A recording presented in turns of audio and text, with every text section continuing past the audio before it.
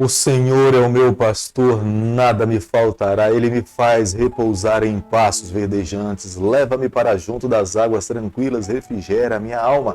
Ainda que eu ande pelo vale da sombra da morte, não temerei mal algum, porque tu estás comigo. Certamente a bondade e a misericórdia me seguirão todos os dias da minha vida, e habitarei na casa do Senhor por longos dias. Amém. Muito bom dia. Com essas palavras do rei Davi, palavras sagradas, palavras falando a respeito do seu Deus, nós estamos começando nesse novo dia. Queremos também tomar para nós essas palavras. Nós temos um Supremo Pastor que Ele cuida de nós. Ele nos leva pelos pastos verdejantes, pelas águas tranquilas. Quando passamos por lutas e dificuldades, nós temos sempre um pastor presente, eterno, divino, e não se cansa em cuidar dos seus filhos. Todos os dias nesse canal nós estudamos um capítulo da Palavra do Senhor. E nessa manhã eu vou convidar você para ter nas mãos a Palavra de Deus e abrir no livro de Atos, no capítulo 18, o versículo 1 e o versículo 2. Depois disso, deixando Paulo Atenas, partiu para Corinto. Lá entrou certo judeu chamado Áquila, natural do Ponto, recentemente chegado da Itália, com Priscila, sua mulher, em vista de ter Cláudio decretado que todos os judeus se retirassem de Roma. Paulo aproximou-se deles.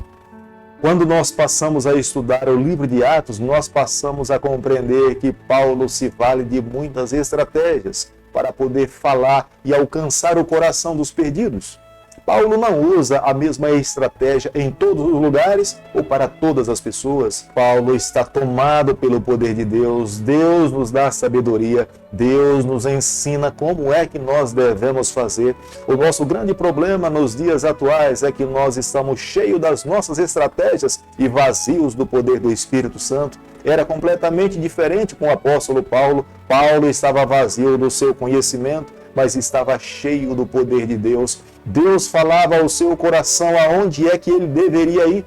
Deus falava ao seu coração as estratégias e os métodos que ele deveria usar para alcançar o coração das pessoas. Precisamos tomar o livro de Atos como sendo um modelo para a igreja nos dias atuais. Nós precisamos aprender a cada dia como alcançar o coração dos perdidos. A palavra de Deus é um manual evangelístico. Se nós queremos aprender a falar de Jesus Cristo para as outras pessoas, nós precisamos sim estudarmos mais, amarmos mais a Bíblia, porque ela irá nos mostrar como é que nós devemos proceder em cada lugar e com cada pessoa. Corinto era a capital da província Caia, muito famosa nos seus dias, mas moralmente completamente degradante. Corinto era uma cidade grande, com mais de 200 mil habitantes. Ali nessa cidade havia um número enorme de várias classes de pessoas. Ali haviam ex-escravos vindos da Itália, haviam ex-empresários, vários políticos, veteranos do exército romano,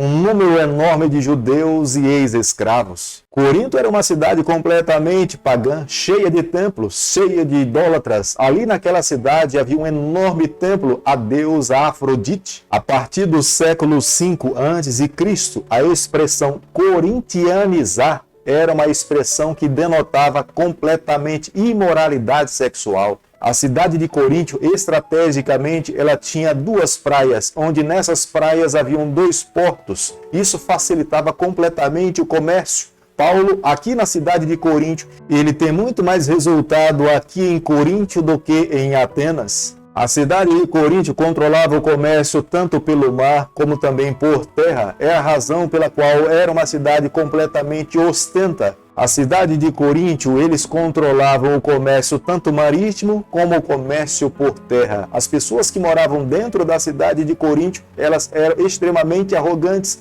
ricas, presunçosas e acreditavam de que nada precisavam. Atos capítulo 18, versículo 5, a Bíblia diz o seguinte: quando Silas e Timóteo desceram da Macedônia, Paulo se entregou totalmente à palavra, testemunhando aos judeus que o Cristo é Jesus Cristo. O apóstolo Paulo não perdia a oportunidade. Mas no momento em que ele recebe os seus amigos de evangelismo, Timóteo e Silas, ele se empenha cada vez mais para que o evangelho pudesse alcançar o coração de muitas pessoas. Possivelmente isso tenha acontecido porque Paulo tinha a profissão de construir tendas para se manter.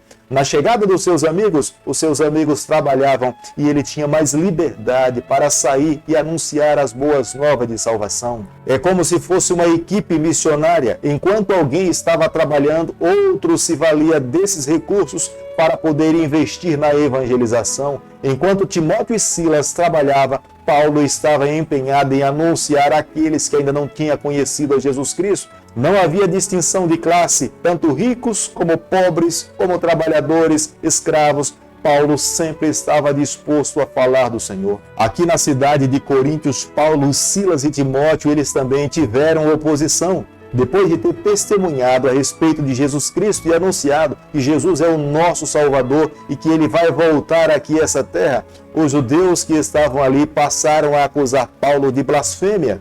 E ele reconhece que o seu papel de evangelista nessa cidade tinha terminado. E ele afirma que o sangue dessas pessoas não iriam cair sobre a sua cabeça, porque ele não tinha se calado em anunciar as boas novas de salvação. Se eles não aceitaram a Jesus, foi uma escolha pessoal. Um dia cada um deles teria que responder diante do seu próprio Deus. Atos capítulo 18, versículo 9, a Bíblia diz o seguinte: Teve Paulo durante a noite uma visão em que o Senhor lhe disse: não temas, pelo contrário, fala e não te cales. Paulo estava planejando sair da cidade de Corinto, mas um anjo, o próprio Deus, apareceu para ele numa visão e disse para ele não se calar, não temer, porque Deus estaria com ele em toda a sua jornada.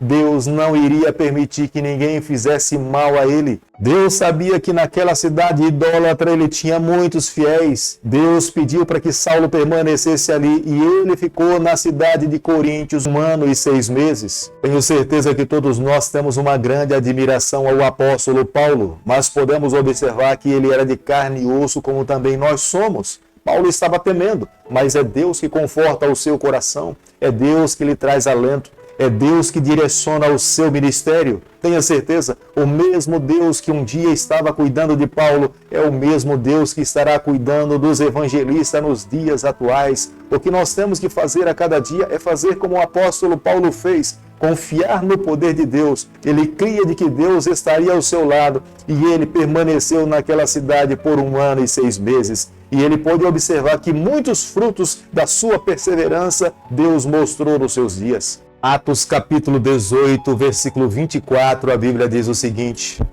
Nesse meio tempo chegou a Éfeso um judeu natural de Alexandria, chamado Apolo, homem eloquente e poderoso nas Escrituras.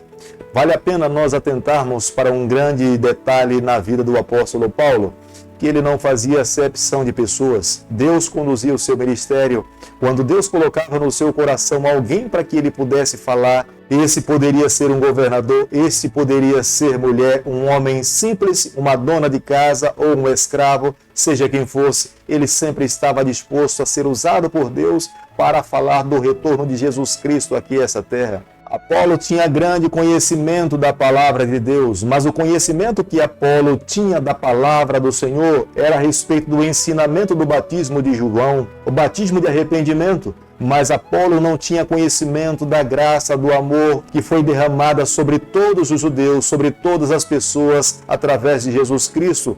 Paulo agora se preocupa em ensinar para Apolo que a salvação é exclusivamente pela fé. Há sim uma necessidade de nos arrependermos dos nossos pecados, mas há também uma grande necessidade, e essa muito maior, de receber a Jesus como o único e exclusivo Senhor da vida, porque se nós não crermos em Jesus, é impossível um pecador alcançar a vida eterna. Querido amigo, nessa manhã, ao concluirmos o estudo do capítulo 18 do livro de Atos, nós guardamos no nosso coração uma grande verdade.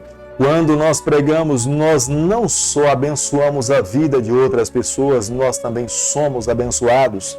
Pregamos não para termos mais mérito diante de Deus ou para apresentarmos grandes relatórios para a nossa comunidade. Nós pregamos porque nosso Cristo nos amou primeiro. É Ele o primeiro missionário. É Ele que veio aqui a essa terra entregar a sua vida por pecadores. Se o nosso Salvador ele renunciou ao governo da eternidade para se colocar nessa terra como um ser humano, morrer morte de cruz, porque nós também não podemos nos sacrificar para que o reino do Senhor nessa terra possa avançar. Era esse pensamento que movia o coração do apóstolo Paulo. Ele sempre acreditava que ele era muito devedor em relação ao que Cristo tinha feito por ele. Se Cristo fez muito, ele deveria fazer muito mais. Embora nós entendamos os dias em que nós estamos vivendo, por mais que nós façamos, nós nunca conseguiremos pagar o preço de todos os males e erros que nós cometemos nessa vida. Nós precisamos pregar em paz, alegres, felizes, porque Jesus Cristo renunciou ao seu governo, veio a essa terra, venceu por cada um de nós e anseia também que por amor a Ele nós anunciemos, nós preguemos e que nos dias em que nós nos encontramos, tantos meios de pregação existem facilmente nas nossas mãos. Nós podemos pregar sem sair da nossa casa. Nós podemos falar que Jesus Cristo vai voltar aqui a essa terra sem que nós diretamente falemos frente a frente com outra pessoa. Alguém pode falar de Jesus Cristo pelas redes sociais que estão disponíveis para todas as pessoas, mas é triste atentarmos que muitas pessoas usam as suas redes sociais mais para ostentar a sua roupa, a sua beleza, a sua viagem, os bens que Deus lhe concedeu, e poucos usam as suas redes sociais para falar que Jesus Cristo é o nosso Salvador, que um dia Ele vai voltar aqui a essa terra e que essa geração precisa estar preparada para se encontrar com o seu Salvador. Peço a Deus nessa manhã que Ele mude o nosso coração, a perspectiva da nossa vida, para que nós possamos entender o quanto nós podemos ser úteis nas mãos de Deus para alcançarmos mais e mais pessoas. Querido Pai, em Tuas mãos nessa manhã nós nos colocamos. Queremos a cada dia falar do Teu amor. Nos toma nos Teus braços, nos abençoe a cada dia. É o nosso pedido e a nossa oração que nós fazemos em nome de Jesus. Que o Senhor te abençoe e te guarde. Que Ele faça resplandecer o seu rosto sobre você. Que Ele tenha misericórdia de você. Que sobre você nessa manhã Ele levante seu rosto e conceda a sua paz em nome de Jesus. Amém.